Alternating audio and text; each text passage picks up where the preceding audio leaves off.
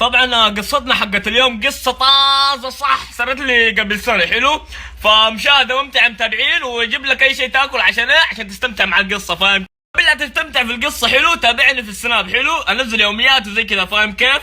فسوي شميط، صور الشاشة للمزيد من الطاعات. وكمان هنا برضو صور الشاشة، انزل كذا صور وحاجات خفيفة لطيفة، مقاطع صغيرة، فاهم؟ فمو على كيفك، لازم تضيفها في الانستغرام برضو. وزي ما شفت في عنوان القصة، صورت شحات وكفشني وكان حيلسعني، فلسعني ما لسعني. تابعوا القصة عشان تشوفوا انا تلسعت ولا لا. مين بالله بديت اخاف. الموقف البايخ هذا صار لي في مطعم صبوي، وكم كان معي من العيال؟ 4. حلو، فارس، انس، عبد المجيد والدبة. ركزوا على الدبة هذا خلاص. عبد المجيد هذا هو سبب البقعة. حلو، عبد المجيد طبعا يخاف من اي شيء كذا، ادمي ابله، يعني اي شيء يخاف يسوي انه غبي، فهمتوا؟ والدبة ذا من بلا نفسها كف. دخلنا المطعم واقفين في السيرة على اساس ان نطلب وناكل محلي. حلو، بس الغريب في الموضوع كان في شحات. الشحات هذا يشحت بطريقة غريبة. يعني انا اعرف الشحات يجي عندك كذا في سبيل الله، اذا سويت له زي كذا خلاص يروح، صح؟ وفي بعضهم لا يجي كذا يتمسكن ويمشوا كذا من جنبك. بس هذا الشحات مرة سايق.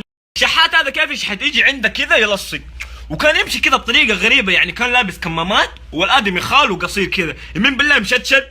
انا من البدايه ما ادري انه شحات، حسبته مجنون، بس سمعت انه يشحت يروح عندهم يقول اعطوني فلوس، فيجي يلصق كذا بطريقه غريبه.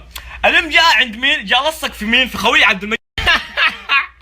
وعبد المجيد مره خواف، فعبد المجيد من الخوف صار يقول له ايش تبغى؟ هذا يقول له طلع ريال، يقول له اقسم بالله ما عندي، وخر. انا مو بس لحالي، انا والعيال ضحكنا. حلو، فالادمي صار يقول لعبد المجيد لا تجيب ريال دحين. عبد المجيد صار يطلع فيه يقول يا عيال ايش بو هذا؟ يقول له اسمع جيب ريال. بالله عبد المجيد من كثر ما هو خاف، المحل فيه مكيف، اطالع في عبد المجيد اقسم بالله عبد المجيد معرق. فانا ايش بسوي؟ بطلع الجوال بصور عبد المجيد في السناب. المهم فانا الغبي مع الضحك ما انتبهت للجوال انه هو حاط على الفلاش، فلما صورت زي كذا شكلات طلع الفلاش.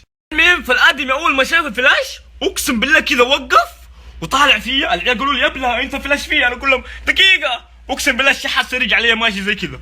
اقسم بالله ذاك الوقت جاني هبوط كذا، حسيت رجلي ما فيها ركب خلاص. واقف انا غلطان 100%، ليش اصوره؟ فالادمي جاء زي كذا بوف شال الجوال، صار ماسك الجوال. اقول له اسمع سيب، يقول لي ايش بك تصور لي ما ادري ايش، تحسبني مجنون ها؟ تستهزئ فيا وانا قد ابوك يا حيوان يا ما ادري، ويسحب الجوال.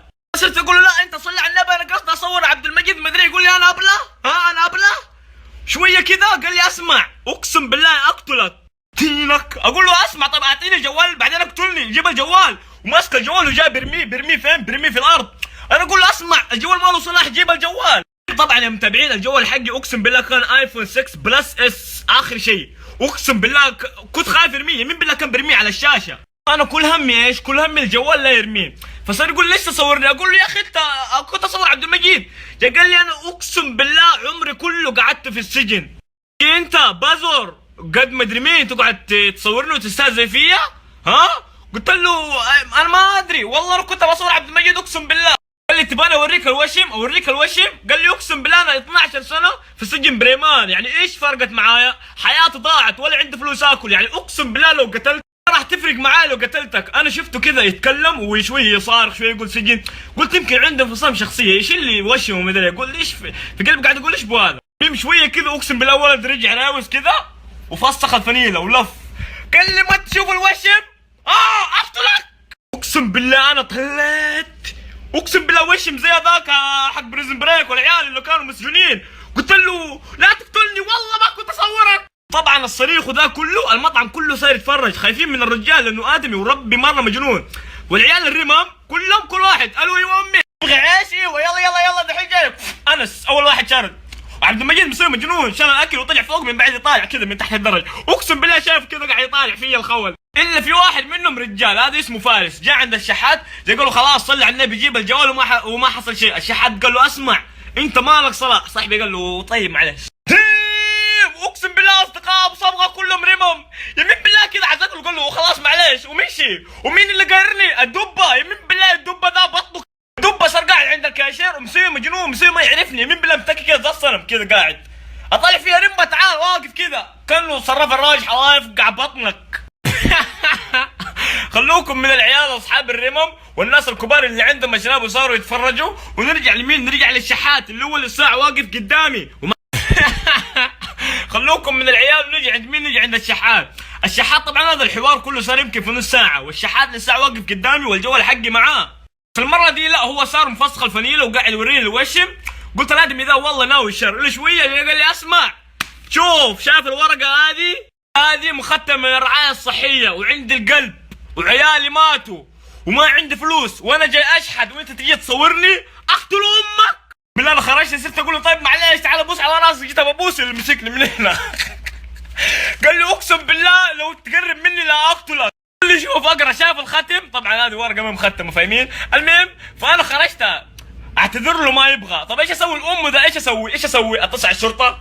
ده كله اصحابي برضه اللي راح يشتري عيش الام وخيانه اختفوا، اقسم بالله ما في احد. وعند ما جيت الكلب واقف هناك في الدرج حق صبوي ومتكي كده قاعد يطالع. المهم من هنا جاء واحد مطوع ده قال ايش في تصايح هنا مدري ايش، في عوائل ومدري ايه، وانت جيب مفسخه ثنيله.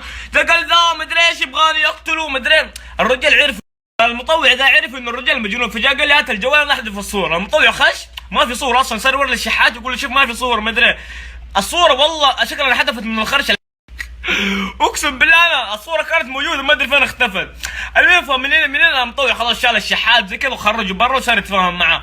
يمين بالله ذاك الوقت اقسم بالله انا قاعد احمد الله انه ما سوى الشيء ذا المجنون، مع القلب ومسجون 12 سنه وعنده وشم هنا وحركات، يعني ادم يمين بالله باين على خال كرسوع. الحمد لله كذا الهرجه انتهت والشحات صار برا والعيال رجعوا كذا حبه وصرنا ناكل فوق. يمين بالله ذاك اليوم ما انساه، صرت اكل كذا على الركن اكل كذا واطالع في الباب كذا عيوني في الباب وخايف انا. يمين بالله ما ذقت الصبويه، لو تسالني ايش طلبت والله ما ادري، حاسه التذوق من الخرشه راحت. نصيحه يا متابعين، سيبوا الشحاتين في حالهم وسيبوا الطقطقه والبلاهات. اقسم بالله الموقف ده ما انساه طول عمري، صرت اصلا احرر ما اشوف شحات يمين بالله يا اديه فلوس يا ما طالع فيه. وبس والله هذا كان كل وقتي معاكم، ان شاء الله القصه تكون عجبتكم، القصص الجايه ان شاء الله احلى من كذا، فاشتركوا في القناه اذا ما كنت مشترك، ويلا مع السلامه.